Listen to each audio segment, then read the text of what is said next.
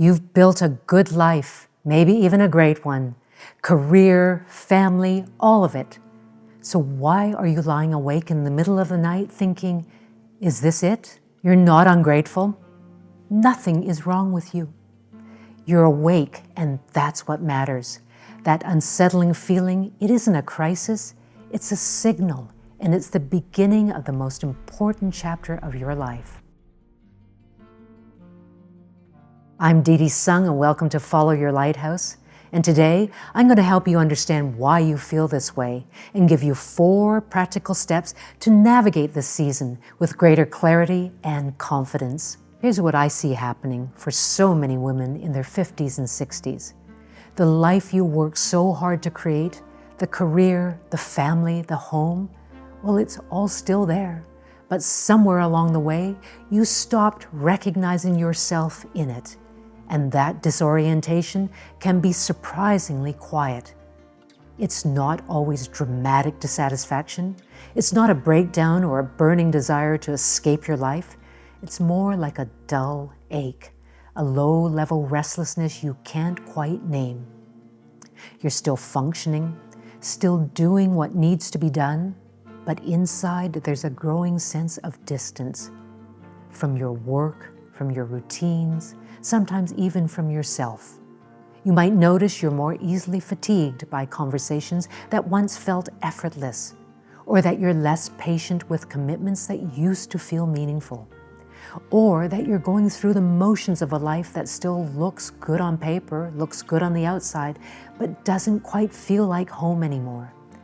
And if you're single or you don't have children, this can show up differently. Not as a loss of roles, but as a quiet wondering. Did I choose the right things? Have I missed something?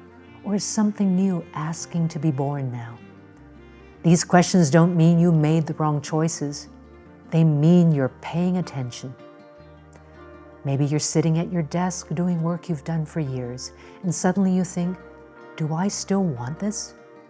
Or you're going through your daily routine, the same morning coffee, the same conversations, the same commitments, and something inside you feels flat.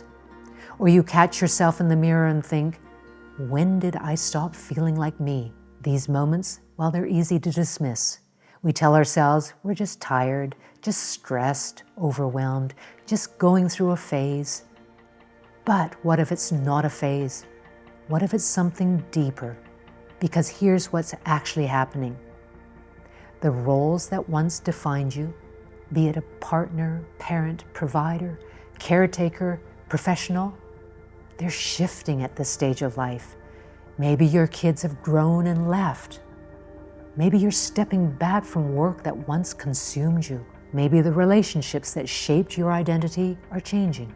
And when those shifts happen, it can feel like the ground beneath you is moving. You start asking yourself, who am I now? And that question, that quiet, persistent question, can feel terrifying. But here's what I want you to hear. That question isn't a problem. It's an opening, it's an opportunity. For most of your life, you've known exactly who you are, or at least you thought you did. You were the one who handled things, the one people counted on, the one who showed up, got it done, kept everything moving. And those identities served you well. It helped you navigate your 30s, your 40s. It gave you purpose, structure, and meaning. But now, those descriptions don't feel quite right anymore. Not because you've changed everything about yourself, but because you've outgrown the version of you that everyone, including you, expected you to be. And here's the hard part. Our culture doesn't prepare women for this. We're told to find ourselves in our 20s, build our lives in our 30s and 40s, and then what? Just coast? Just maintain what we've built? And for women especially, there's an unspoken message layered underneath all of this. Be grateful. Don't rock the boat. You've had your turn. We absorb the idea that wanting more depth, more meaning, or more authenticity at this stage is somehow indulgent, or worse, selfish. Men are often praised for reinvention later in life. women are quietly encouraged to disappear into what's already familiar. So when this intentional questioning begins, many women don't want to talk about it.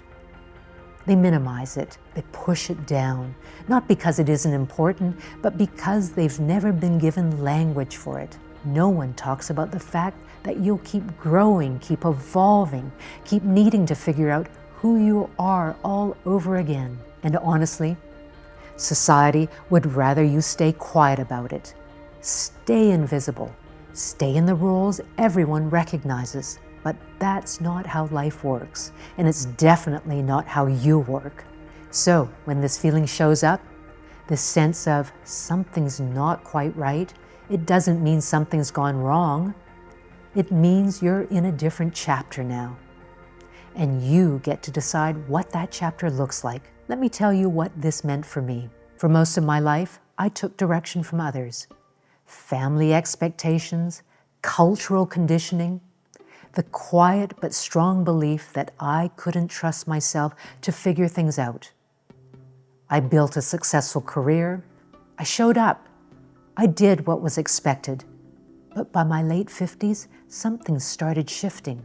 I'd find myself sitting in meetings, participating in conversations, and this voice inside would whisper, "Is this still what you want?" At first, I ignored it, pushed it away, told myself I was being ungrateful, told myself I was too old to start questioning things now. But that voice, it didn't go away. It got gradually louder. So I started asking myself, what if it's not too late? What if I could still try something new? And that's when I made the decision to enroll in a master's program in my mid-50s. It was terrifying and exciting at the same time. I was also working full-time, juggling classes and deadlines and fighting a constant drumbeat of self-doubt. Imposter syndrome, it was real. But here's what I learned through that experience. You don't build confidence by waiting until you feel ready. You build it by taking one small, courageous step and then the next one. When I finally walked across that graduation stage, the pride I felt wasn't just about earning the degree. It was about proving to myself that I could trust my own instincts, that I could take a risk, that I wasn't too late. And what surprised me the most was that confidence didn't arrive all at once. It didn't suddenly feel easy. I didn't wake up the next day completely certain of everything. What changed was something quieter, but more important. I trusted myself just a little more. I listened to my inner voice instead of dismissing it, and I stopped assuming that uncertainty meant I was doing something wrong. And that shift didn't just affect my work. It changed how I made decisions, how I set boundaries, how I evaluated what and who deserved my energy. Yes, of course, the degree mattered.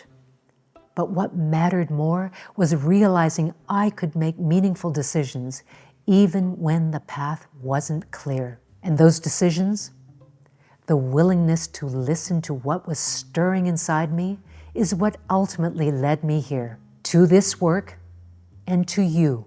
So I know firsthand, you don't find yourself by thinking harder. You find yourself by taking one small, brave step and then another. If you're feeling this right now, know that you're exactly where you need to be. So I invite you to subscribe to Follow Your Lighthouse. We're building a community of women who are navigating this season of life together. And if you want help taking that first calm step forward, I created the 72-hour Compass Reset, 3 short videos with reflection sheets, one each day, to help you reconnect with what matters most and help you to find your next right move. It's free and the link is in the description below. So if you're in that place right now, where you feel a little lost, maybe uncertain, like you don't quite recognize yourself anymore, here are 4 things that can help. Step 1, stop fighting the discomfort. Your first instinct might be to push this feeling away, to tell yourself you're being dramatic or ungrateful. Please don't do that. This unsettled feeling is information. It's your system telling you that the life that worked before isn't quite working now, and that's okay. You don't need to fix it immediately. You don't need to have all the answers today. Just let yourself feel it. Acknowledge it. Say out loud, something in me is changing, and right now, I don't have to know what comes next. Now, step 2, pay attention to what pulls you. When you're trying to figure out who you are now, you don't need to have all the answers right away. Start with what feels true to you today. Ask yourself, what actually energizes me right now? Not what should energize me, but what does? What am I drawn to, even if I can't explain why? It might be something small, a hobby you gave up years ago, a type of conversation that makes you feel alive, a quiet moment where you feel like yourself again. Maybe it's the energy you get from learning something new, or the satisfaction of saying no to something you'd normally feel like you had to say yes to. In these moments, they are clues, and one simple way to notice these clues is to pay attention to what lingers. At the end of the day, ask yourself, what moment stayed with me? Not what did I accomplish? Not what have I checked off my list? But what actually mattered? Was it a conversation that left you feeling more like yourself? A moment of calm you didn't want to end? A question that wouldn't let go? You don't need to analyze these moments, just notice them, feel them. And over time, they begin to form a pattern, and that pattern starts to point you forward. Follow them, not because they have to lead to somewhere big, but because they're showing you what feels true for you right now. And step 3, take one small step. You don't need to overhaul your entire life. You don't need to quit your job, move across the country, or make some dramatic declaration. You just need to do one thing differently. And maybe that's saying no to something you'd normally say yes to. Maybe it's trying something new, a class, a walk in a different neighborhood, a conversation you've been putting off. Maybe it's carving out 15 minutes in your day that's just for you. No obligations, no productivity, just space to breathe. Doesn't have to be big. It just has to be honest, because clarity doesn't come from thinking. It comes from doing, it comes from being, from experimenting, from seeing what feels right when you actually try it. And now for step 4, find your people. This journey through midlife can feel isolating, especially when you look around and everyone else seems to have it all figured out. But you don't have to do this alone. Connect with women who get it, who get you, women who are asking the same questions, women who won't judge you for feeling unsettled. That might be a friend who's going through something similar. It might be a group, online or in person.